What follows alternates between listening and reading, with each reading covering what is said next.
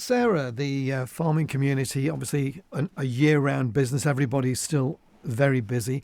Winter, very different to summer. Let's start off with the obvious questions. We've had some pretty grim weather, lots of storms, lots of rain. What's the situation? I think it varies across the island. It certainly has had an impact on the industry. The amount of trees that have come down, but also there's quite a lot of structural damage for farm sheds and everything, and of course they're vital through the winter and coming into the lambing season. So there's going to be a lot of sort of immediate challenges there for quite a few farms.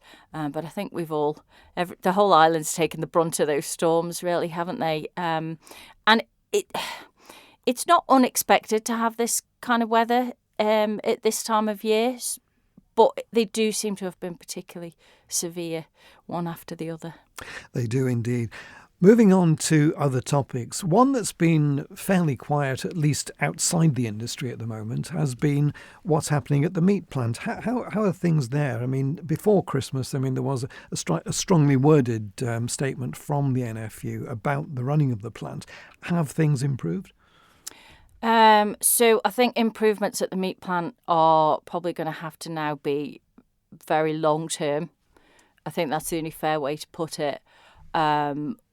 We certainly got to a point where we felt we weren't representing producers properly if we didn't speak out.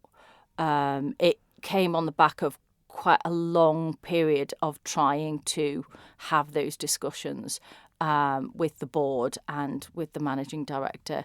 And trying to raise awareness of the pressure and the difficulties that the industry was facing as a result of operations at the meat plant. I still would absolutely commend the team that were working in there.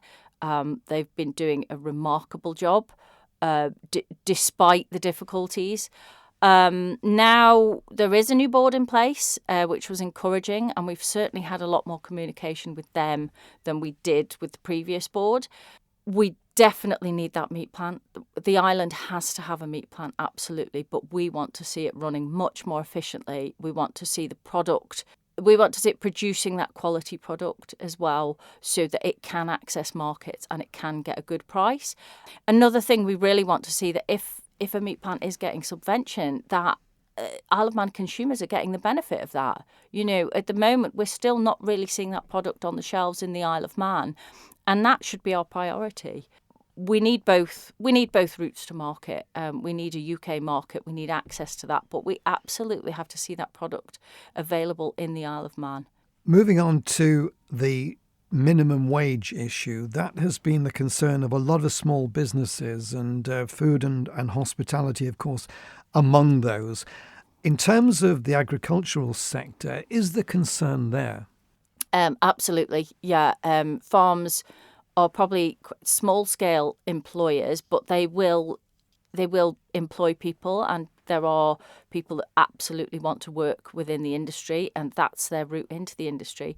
However, the pressure that increased wage commitment is going to put on these small businesses with very tight margins probably isn't going to be sustainable for a lot of people, and it is an area that we're going to have a look at in more detail over the coming months, because it's going to put a real, maybe too much of a burden on some small business. That's not exclusive to farms. I think that's going to be a challenge for a lot of small businesses. It's a difficult one to straddle, because of course people should be getting a fair wage.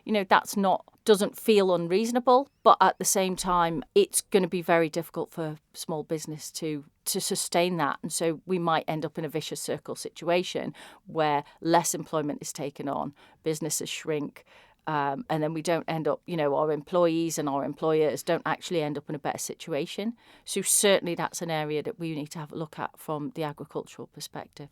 Yeah, it is. It's something of a vicious circle, isn't it? I mean, everyone accepts the fact, as you say, people require a decent living wage, but it does have an impact right the way round in a circle, right the way, in fact, to how much money people have in their pockets ultimately to spend on food in restaurants, and that's where it might have a knock-on effect for you. Yeah, absolutely. In our ideal circular economy, that money would be quite literally moving around the island and generating a stronger economy.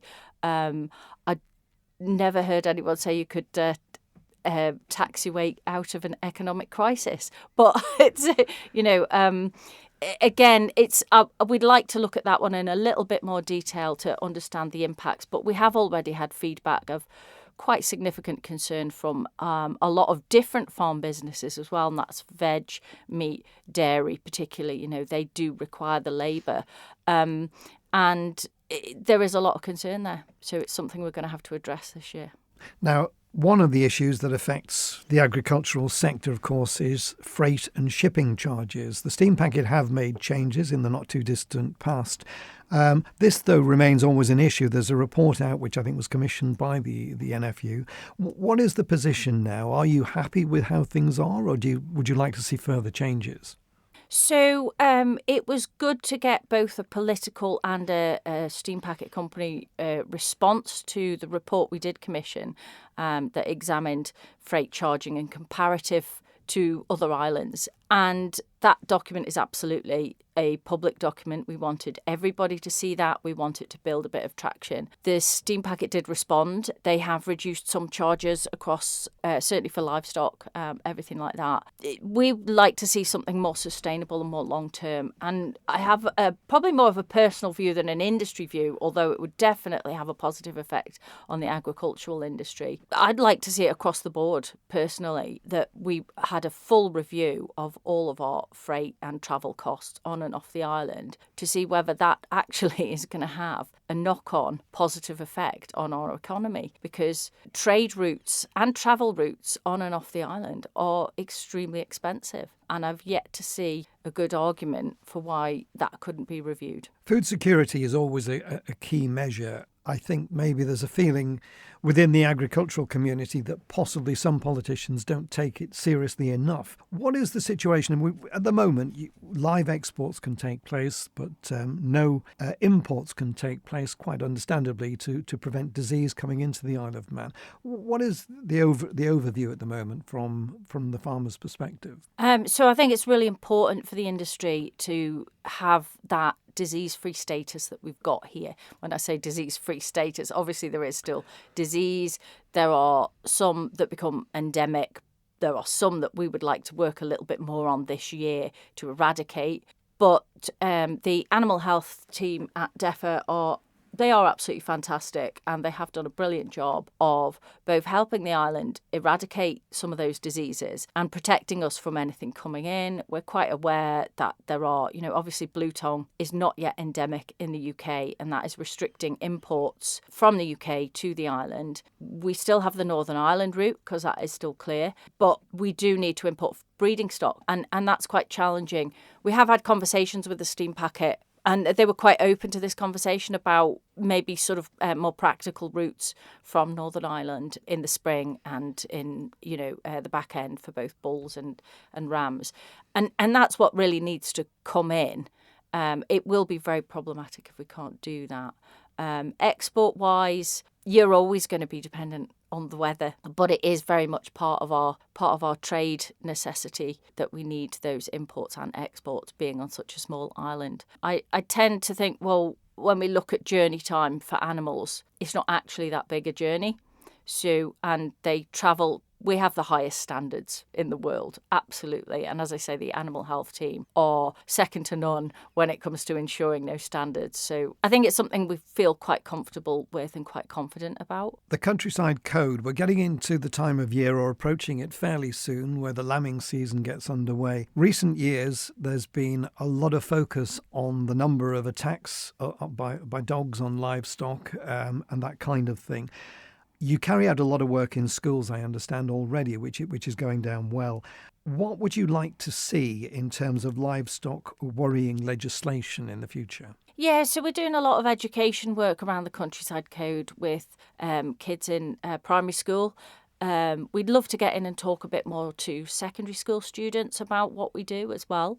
Another strand of this is every year now we will do a survey with farmers along with a National Sheep Association, just to assess the impacts it's having, whether there's an increase, how it's being reported, how the police are responding to that those reports. We do get a lot of challenges all year round. It is very much a problem. But we are talking with the animal health team at the moment, and we very much want to push for a change in legislation so that we can have a lot more emphasis on the animal welfare needs when it comes to livestock worrying. Because, we've all seen a bit of footage here, there and everywhere on YouTube where it's been made into a bit of a comedy. And that is very disturbing for us, because I know plenty of farmers, from a farm myself, we've all experienced it, and it's pretty horrific. It's a horrific thing to put livestock through. It's a horrific thing to put farmers through, and it's completely unnecessary. All people need to do is put their dog on a lead. Keep it under control, put it on a lead. And we're trying really hard both to get that education across to people, but also to make sure that we've got more robust legislation so that those that don't pay attention to that will get, they will get punished for it, and quite rightly so in our eyes. And as you say, it is a fairly basic thing. Just be careful around So livestock and keep the dog on a lead. I don't know quite what we're supposed to do other than maybe, as you suggest, raise penalties. Yeah, so at the moment, for the past year or so, we've been looking at the Scottish legislation, which has got much stronger penalties. And the UK, although the election put it on hold, they were looking at bringing it in under their own Animal Welfare Act. We're going to be sort of running parallel with that, I hope, or I'd like us to be a little bit ahead of that. But we're just working through some of the details of what's possible and what we'd actually like to see. And I say we'd probably come down on it stronger because it's such an animal welfare issue. Moving on, we've got, of course, not that long and now to the TT, and that is obviously a huge event for the Isle of Man, brings over many thousands of people, which in itself poses something of a threat to farmers, to livestock and that kind of thing. What are the dangers of the TT, and what would you like to see done to mitigate these? Well, I think for the most part, farmers, whether their land borders the course or not, I think they've always been able to work quite well with the TT organisers. Safety always seems to be like absolutely paramount for everybody, and that's really important. There's a lot of different issues. The TT brings us a lot of benefits on the Isle of Man. There's no two ways about it. And I think that ties in with both our food security, our local food supply. But one other issue that we might be looking at this year is what we were talking about before, which is disease control. So we're all quite aware that there's a foot and mouth outbreak in Germany. We're lucky in that we've got the buffer of the UK, and they've got some controls in place there, but it may be something we want to talk to the animal health team about, how we control our ports and how we make sure that we monitor that disease and if it's progressing or if it's spreading, and if there are any risks to livestock on the Isle of Man during that extremely busy period when people are travelling from all over the world. And finally, looking at the political situation, the government, obviously, many things on their plate at the moment. You presumably are in contact with them most of the time. What are the issues are bubbling away at the moment?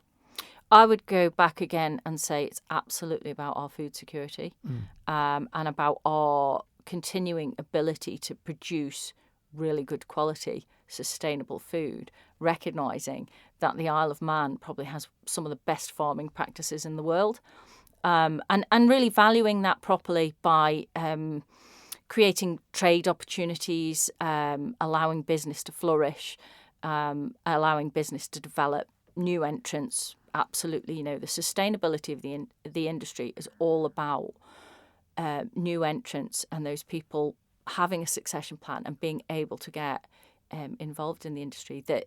The willingness is there, but the opportunities are few and far between.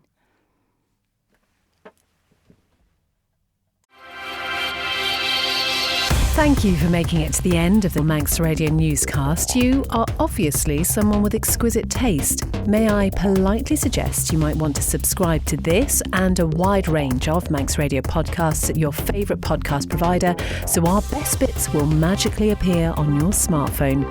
Thank you.